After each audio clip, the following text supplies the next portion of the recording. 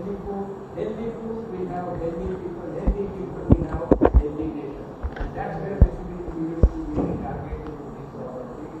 And of course, with balanced nutrition, the farmers will also increase, cost of living increase, cost of cultivation increases, and that's where farmers income is increased by 6,000 to 60,000 per hectare per season. This is from Karnataka data, as well as Andhra Pradesh data, where programs were done on the large scale for this one, and that's where basically we need to use the soil health.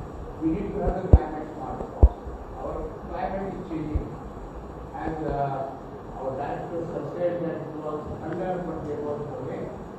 So in the month of May we get the rain, in the month of June we don't get the rain. Earlier in June we were getting the rain, now we don't get the rain. So farmer has that old memory, they go and sow the crop in the second week of June, and then it fails, then they have to do re-sowing, and then the cost of cultivation goes up. And that's where we need appropriate climate smart crops. The winter has shortened in North India as well as in South India. So we need the climate shortened cultivars of chickpea or safflower, whatever we are doing, and that's where with the climate change, temperatures are going up, water scarcity is increasing, and that's where basically we need to address this. We need to diversify the system with high value crops. With the same water, you can produce the vegetables, and how we have the what we call the shift mentality. If one farmer has made money in tomato, everyone wants to plant tomato, and that's what happens. 2 days back, tomato was hardly 10 rupees a kilo in market. That means farmers were not getting even 2 rupees a kilo for tomato. But a month back, it was 50 rupees a kilo, and that's what everyone does. So we need the new science to tell the farmers of the market, when there is a demand, how much they need to produce, and who should produce that product. Groundwater is very much important, and India has the largest groundwater exploitation. 60% of groundwater exploitation across the world is in India, because we have 27 to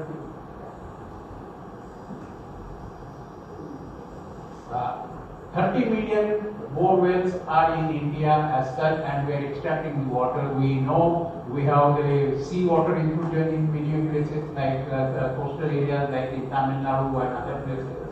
We have the water scarcity coming up. We have the hard water everywhere. RO plants are put. Even the in houses we have the ROs, and basically we are using the demineralized water. We need the minerals in the water, but we are using the demineralized water in the process of RO, and that's where basically the challenge we have, and we must address that, how we are going to manage our groundwater sustainably. The third water is the grey water, the waste water, and in India you can see that almost more than 60% of the city water is not treated. You may have the sewage treatment plant, but it may not function. And the live example, you can walk to the tank pond and you can see the smell what it comes. Because all the drainage water is coming into the tank pond water. And that's where basically the problem is, and you can look at that almost 6.2 billion liters of untreated industrial wastewater is generated every day across India. None of that is treated. Plus sewage, about 250 million liters of the effluent are added to the Ganges River daily. And that's where basically the Namo Gange program Government of India started mineralizing the tanneries and other industries around Agra and other places, and they have to treat their water before they give it out. Now the principle is zero discharge. From your industrial estate, no water should come out of your factory area as such. You need to treat it, reuse it, recycle it. And that's where basically we need to look at that how we are going to use the wastewater efficiently, because if not, almost to a size of the Germany, we are using the untreated wastewater for agriculture. Now it has a human risk. Those who are applying it, they get the diseases. Those who are eating those vegetables, they get the pollutants, maybe heavy metals, maybe bacteria, maybe fungi. We may kill them while cooking, but the metals will not go away. And that's where basically we need to look at it. That nice, I don't know, many of you might not have seen or heard or seen, even the watermelon what you eat, that fellow cuts it and puts it very much red as such. It's only because the red color has been injected inside the watermelon by the syringe.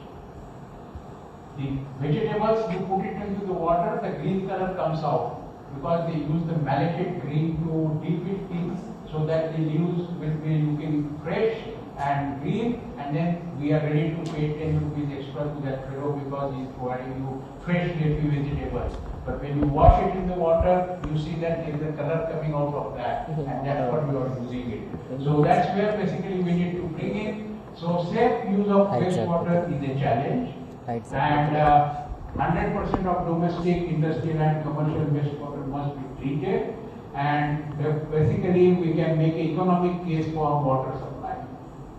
And that's where basically you need to look at the solutions in a non-conventional way. For example, 20 years back, we worked on desilting of the tanks and then made the case for the thing that the value of the silt which is removed in terms of the carbon and nitrogen and phosphorus added to the soil is far higher than the cost of desilting the lakes. And that's where basically Mr. Chandrababu Naidu brought in that program, Miru, and then it was started across the state as such for saving the water and desilting of the tanks. And the silt was used by the farmers by using free of cost only transportation. Still our farmers were growing only nitrogen, phosphorus and potash. And that's what basically we did it. We showed that it is not only NPK, it is micronutrients which are responsible. We made the big program in Karnataka, Bhuchetna, and government policies were made to benefit the farmers, and that's where basically then the Rezu Kosamim came in Andhra Pradesh, and then finally we started our work in 1999. Government of India brought the soil health card mission in 2014-15. So that much time is required for policymakers to make the decision.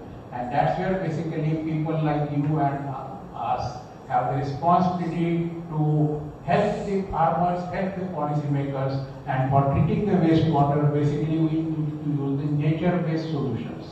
Whether it is the wetlands, whether it is the high transpirational systems, whether it is the constructed wetlands, all that can be used and harnessed properly so that the capital costs are less and basically the farmers get the benefit as such.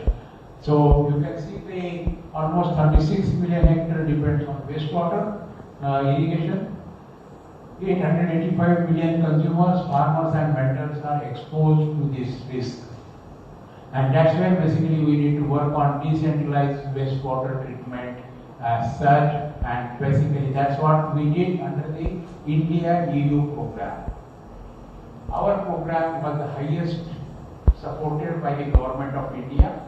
It was something like $3 million, around 22 crores during the 4-year program were given to us, and that is one which has been translated into the policy also. Now government of India gives the cost for constructing the wetland if the village panchayat is ready to provide the land for that one in the village. And that's where basically we need to work on that. And these are the ways we need to work on phases of construction of the wetlands. And that's where basically you can look at that what plants we should use, what sort of material we should use as a sieve, what sort of retention period is required, and that's where basically then this water can be safely used for agriculture purposes. You can produce the product, you can produce the seeds, and even if you produce the food grains, there is no contamination in that because primary treatment has taken place and we don't have to go to tertiary treatment as such for agriculture purposes as such. So phases of construction, you can look at these sort of things. These are the pictures which are there. We have constructed in the villages also, and that's how the water is stored after the treatment and then used for agriculture purpose as such. So these are the basically components of relevant implementation of constructed wetlands, and we can make the calculations for 1,000 households, how much will be the cost, how much will be the benefit, and you can see that always it works out economically remunerative as such. High-rate transpirational systems are good. Delhi has developed this one, National Institute of Engineering and Research at Nagpur, and they have done this for industrial estates where industrial water is used for high transpirational systems. So you can fix the carbon, you can create the wounds, and also the water issue can be sorted out for the this sort of things. And that's basically the zero-grid sustainable, economic, eco-friendly, high respiration transpirational system that we can make use of it. So what we need is the co-creation of solutions. Don't be in your own cocoons. Talk with the other people. If you are an engineer, talk with the biologist. If you are a biologist, talk with the mathematician. If you are a mathematician, talk with the arts person. And get their perception, what they understand from that problem. And you will always see that what you were thinking is not the only way, the other ways also are there. And that's where basically we need the co-creation of solutions with development investors, the corporates, the farmers, the youth, the institutional institutes, and collaborative capacity is more than the investment capacity. Don't think that they are not bringing any money, but their ideas are more valuable than putting few bucks into the system, and that's where basically the collaboration works. We should build on the strengths, and we should never look at the weaknesses of the person or the group. Because even in the family, if you look at it, you are not a perfect couple. There are issues between the couples also, but capitalize on the strengths, don't count on the weaknesses and make your life miserable. And that's why scaling up is increased, because we have 137 million small farm owners. And that's where our challenge comes, how we should make use of it, how we make it. And as you have seen in the earlier slide, 50% of the farmers in India do not get any extension. Only government department, which has the highest number of staff in the world, provides extension support to 11% of the farmers. Remaining 40% of the farmers are served by the private industries, commercial people, and all that sort of thing. So that's where we need to bring in the new science like ICT for dissemination, so that more number of farmers can be benefited as well. And that's what we have done. The sowing app we developed with the Microsoft through collaboration without getting any money. They say we'll provide you the cloud service. We say give us the access to the messages generated to the farmer, and that's how basically in Kurnool district we could cut down the cost of the farmers for groundnut seeds by planting it at the right time when the soil moisture is appropriate based on the 30 years of weather data and the current rainfall as such. Use of ICT we have done quite a lot in Andhra Pradesh, Karnataka, where all the information is on the tabs or web and farmer to farmer videos are there. If you look at the Google, you will find that the Krishi Gyan Sagar or Krishi Wani are there, and then water impact calculator. At the moment, farmer has no control on the water. Whenever the pump comes, power comes, the pump is on. Whenever the water comes in the canal, the water is on. And if we do the right irrigation, the mindset of the farmer is that more water means more income. But that is not the case. More water means less efficiency of nutrients, more water logging, less yield, and all that sort of thing. So if we can apply to the farmer that when the water should be applied, how much to be applied. Now don't tell him that you need to apply 2 millimeters of water. You need to convert that 2 millimeters of water into taking into consideration the horsepower, the discharge, and telling that for per acre, your motor should run only for 3 hours. That's all. Whole acre should be irrigated within 3 hours. So that sort of simplification is required for the farmers. But we get marred into the jargon, scientific jargon, and that's where the issue comes in. So when we work together in a consortium, that's what basically happens. All wheels start moving in synchronized fashion, and as a result, the farmer gets the benefit in terms of the increased productivity, profitability, and income as such. And these are the examples from Karnataka. 7.4 million hectares we reach with the help of the Department of Agriculture. 35% additional income on an average, and the value of the additional income was $453 million in 7 years. Not one naya paisa was additionally implemented or provided by the government of Karnataka. The existing schemes were converged into one, and that's where basically the benefit came, and that's how basically we need to look at it. This is the Andhra Pradesh Raitu Kosam. The Chandrababu Naidu's time, he said we need double-digit growth year on year on year, and that's what basically we achieved. 3 years we worked with them and sure that almost more than 10% cross value addition was there through the primary sector mission. It took us 9 months to make the plans, sitting the Department of Agriculture, Horticulture, Fisheries, Livestock, Marketing together. And in our system, what happens? In one meeting, you will send one joint director. In another meeting, you will send another joint director. He says, I don't know, sir, what was discussed last time. That means you need to start from ABC. And finally, the head of the department says, I don't know, these guys didn't give me the reports at all. So we made a clear-cut thing that if you have to come, you have to nominate only one person. That person will be the responsible to provide the information to the secretary. And this all could happen only because principal secretary and chief minister was monitoring the progress. And that's where basically the involvement of policymakers is required for scaling up the issues as such.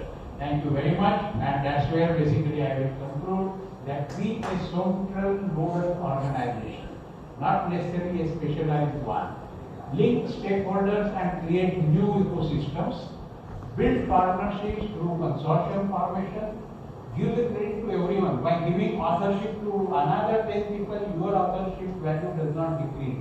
You be the senior author, bring another people, 10 people who have given you 1% contribution, give them the authorship. Nothing you lose, only thing you get a goodwill from the other 10 people that this guy has helped me, I must help him. Be a facilitator and provide the framework. Access and influence without ownership or importance. Don't say that it is my program. I'll tell you a simple thing. When Kothapalli Adarsh Watershed we were, the UK Department of International Development visited them, and then they found that that is a good livelihood approach which they need to scale up in Andhra Pradesh rural livelihood program, and divided Andhra that time. So they went to the government and said that we have visited Iktisad and we have visited the Kothapalli watershed, Adarsh watershed. We are impressed with that model. We would like to employ and scale it up in our 5 districts of APRLP. You know the reaction from the government of Andhra Pradesh Secretary, Rural Development? Yeah, fine, go ahead. That is our model. Because we were involving the Department of Drought Prone Area program of government of Andhra from the beginning. So they own the model. Fine, we didn't lose anything. We got our model scaled up in 5 districts in Andhra Pradesh rural development with 42 million pounds invested by the government of UK. And that's what you don't have to have the ownership of that one. Access and influence without ownership are important while maintaining quality, mutual obligations, commitment to contractual relationships, and shared set of values. If you say you to establish the models in all the 5 districts, so they gave us the fund for that. Our purpose is served. We got the research grant. Government of a good model to scale it up the benefit as such. And we also need to ensure that the impact is at the bottom of the pyramid. see that majority of the farmers who are small farmholders, they get the benefit, not only the big farmers, because that guy gives you tea when you go into the village, provides you the lunch when you go there, and then he is the opinion maker in the village, so you sit with him. So all the other villagers think that this is only for the big people, not for the small people. That should not be the message which you should be giving it. Our Prime Minister has taken up the program of doubling the farmers' income, and basically it is being done by various ways and means. The subsidies are provided, the direct investments are provided, and we were very much associated with the program from the beginning with this one to do this one. Thank you very much.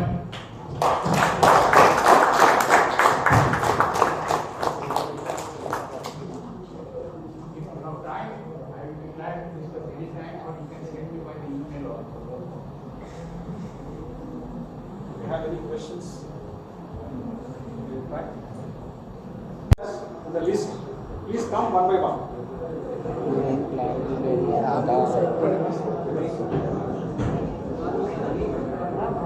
Let's invite Director Sir Dr. J.N. Murthy sir for the prize distribution section.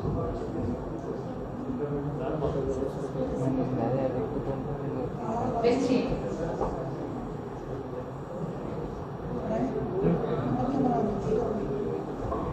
Mr. Pansur Pawan Pratap Reddy of second year B.Tech CSC for elocution competition.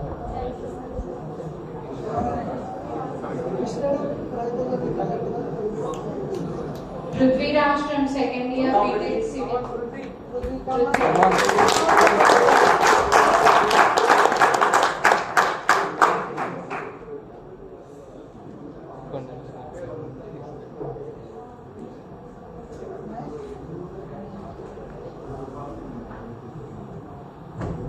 All of you are given as a prize Think and Grow Rich by Napoleon Hill. You know, here on the back side it is written, one person, you know, the world heavyweight boxing championship, in that competition, Jim Murray, okay, he knocked out the previous champion, Muhammad Ali, by reading this book. So such powerful principles are there, and many have started their own businesses, okay, and they became millionaires. So it's a famous book, Napoleon Think and Grow Rich.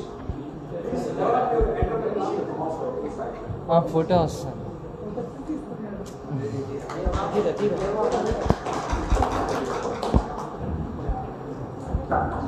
Next. Mr. B. Sai Pujit from third year B.Tech Civil Engineering for quiz and poster presentation.